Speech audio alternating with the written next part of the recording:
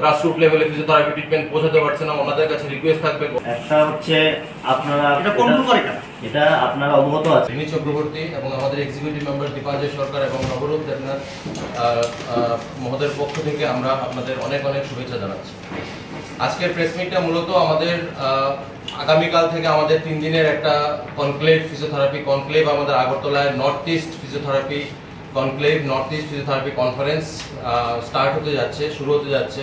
ফিজিওথেরাপির এই ব্যাপক প্রচার এবং প্রসার আমরা দীর্ঘদিন ধরেই এটা করে আসছি Indian association of physiotherapy state branch থেকে, তার সাথে গভর্নমেন্টের জয়েন্ট কোলাবোরেশনে আমরা প্রোগ্রামটা করছি। গভর্নমেন্ট থেকে আমরা অনেক রকম সাপোর্ট সহায়তা আমরা পেয়েছি।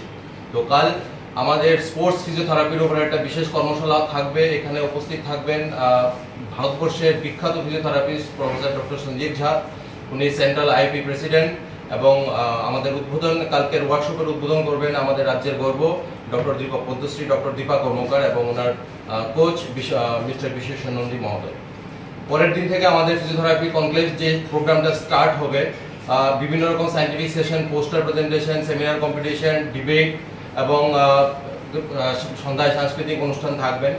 তো আমরা আমাদের অ্যাসোসিয়েশনের পক্ষ থেকে আমাদের রাজ্যের মুখ্যমন্ত্রী প্রফেসর ডক্টর মানিক সাহা মহাশয়কে আমরা ইনভাইটেশন করেছি, এবং তার সাথে যে স্পোর্টস মিনিস্টার মিস্টার টিঙ্কু রায়, উনিও আমাদের কনসেন্ট দিয়েছেন আমাদের ইনোগ্রেশন প্রোগ্রামে ওনারা থাকবেন। তো ওই প্রোগ্রামে আমরা একটা সুভিনিয়ার পাবলিশ করব। ওই সুভিনিয়ারটার মধ্যে দেখতে পারবেন আপনারা যে আমাদের রাজ্যের কি কি ফিজিওথেরাপি নিয়ে কি কি রিসার্চ হচ্ছে, আগামী দিনে ভবিষ্যতে কি কি কাজ আমরা ফিজিওথেরাপি নিয়ে করব।